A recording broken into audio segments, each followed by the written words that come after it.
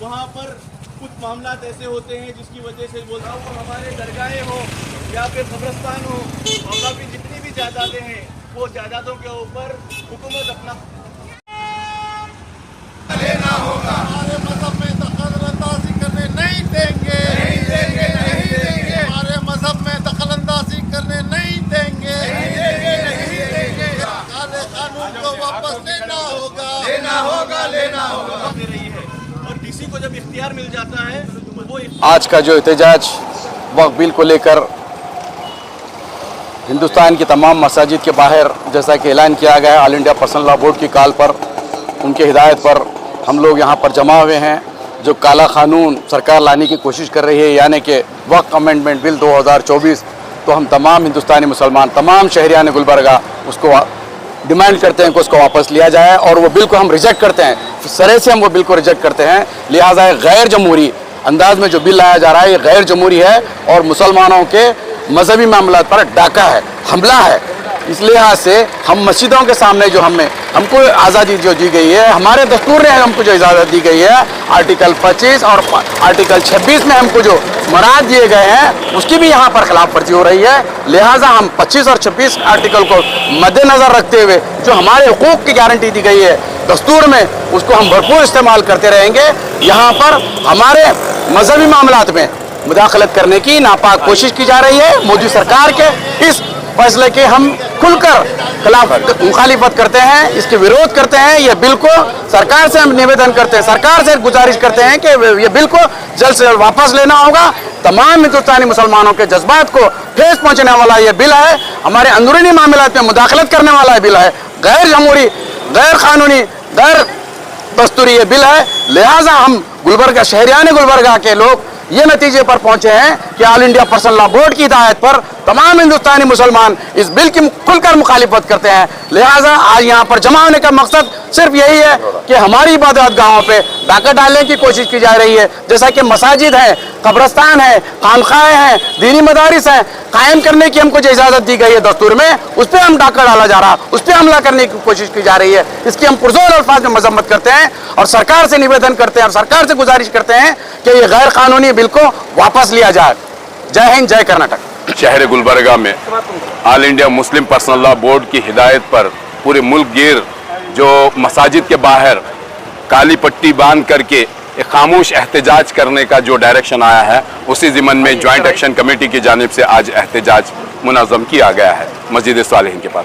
मैं ये भारतीय सरकार को ये जतलाने की कोशिश करता हूँ कि आप 5 साल के लिए चुने गए हैं। ये देश कई ज़ातों से, कई मजहबों से, कई कौमों के मानने वालों से भरा हुआ एक देश है और किसी भी धर्म के अंदर मदाखलत करने के लिए हमने तुम्हें प्राइम मिनिस्टर बोल करके नहीं चुना है। प्राइम मिनिस्टर चुनने का मतलब होता है जस्टिस करना, लोगों के लिए और कंट्री के लिए डेवलपमेंट की बात करना होता है।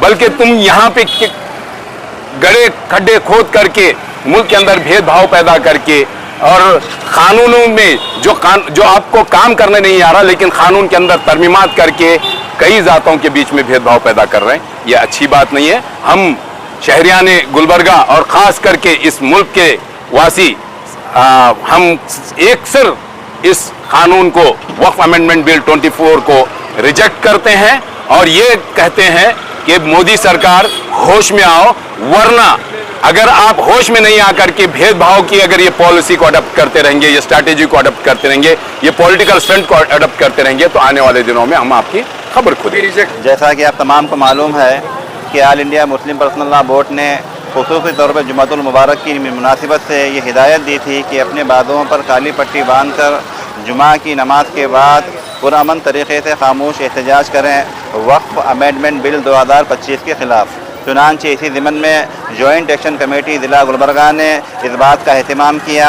आज हम लोग यहाँ पर मुस्लिम चौक के पास वाक़े सालिहीन मस्जिद के पास अल्हम्दुलिल्लाह इस बिल की मुखालिफत करने के लिए जमा हुए हैं।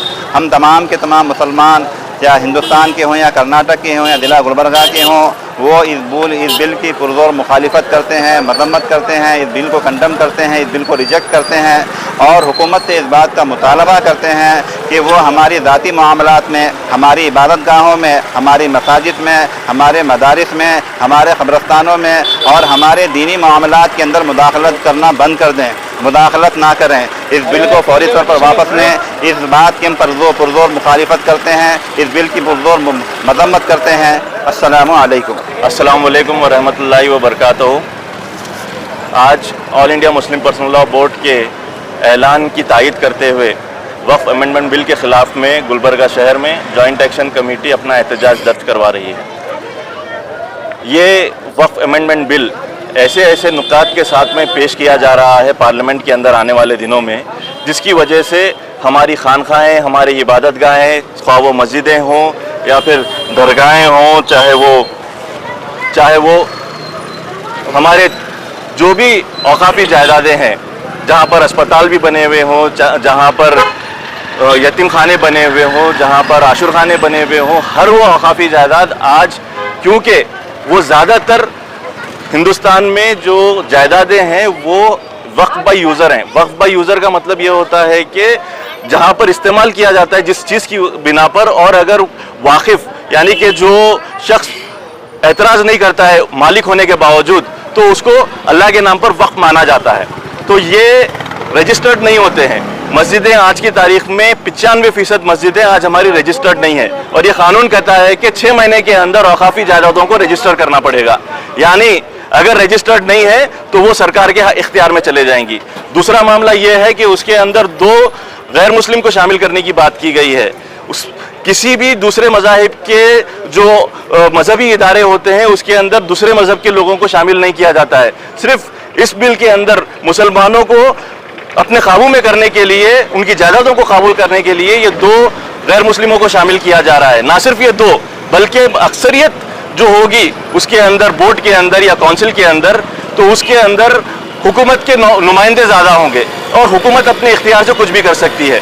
اور اس کے ساتھ میں ایک اور بہت بڑا خطرہ لاحق ہے، جہاں بھی کہیں پر بھی ڈسپیوٹ ہے، جہاں بھی کہیں پر بھی اختلاف ہے، کوئی اگر ہندوتو تنظیم آ کر کلیم کر دے کہ یہ جگہ فلاں جگہ مندر کی ہے، یہ فلاں جگہ دوسرے مذہب کی ہے، تو اس کو ڈی سی کے پاس لے جایا جائے گا، اور ڈی سی یہ کہہ سکتا ہے کہ کیونکہ اس میں ڈسپیوٹ ہے تو یہ حکومت کے ماتحت رہے گی۔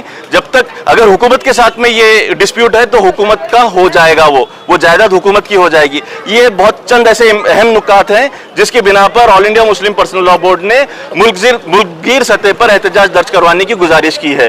یہ ایک احتجاج نہیں ہے، ایک وقتی احتجاج نہیں ہے، آنے والے وقت میں ہمیں کئی اور احتجاج کرنے پڑ سکتے ہیں، اور کئی بار ہمیں سڑکوں پر اترنا پڑ سکتا ہے۔ جس طریقے سے آپ لوگ CAA-NRC کے وقت میں سڑکوں پر اترے تھے، اور ضروری ہے کہ اس طریقے سے ہی پھر ایک بار ہم لوگوں کو سڑکوں پر اتر کر اپنا احتجاج درج کروانا پڑے گا۔ یہ میں اور ایک بات یہاں پر کہنا چاہتا ہوں، اگر 2 جو حکومت میں موجود پارٹیاں ہیں جو مسلمانوں کا خیرخواہ ہونے کا دعویٰ کرتی ہیں، JDU اور TDP، یہ اگر پیچھے ہٹ جائے تو یہ قانون پاس نہیں ہوگا۔ ہمیں ان پر بھی دباؤ ڈالنے کی بہت سخت ضرورت ہے، اور All India Muslim Personal Law Board Jantar Mantar Delhi میں اور پٹنہ میں احتجاج کر کے، اور اب وجے واڑہ میں احتجاج کر کے یہ دباؤ ڈالنے کا کام کر رہا ہے۔ ہمیں اس کی بھرپور تائید کرنی چاہیے۔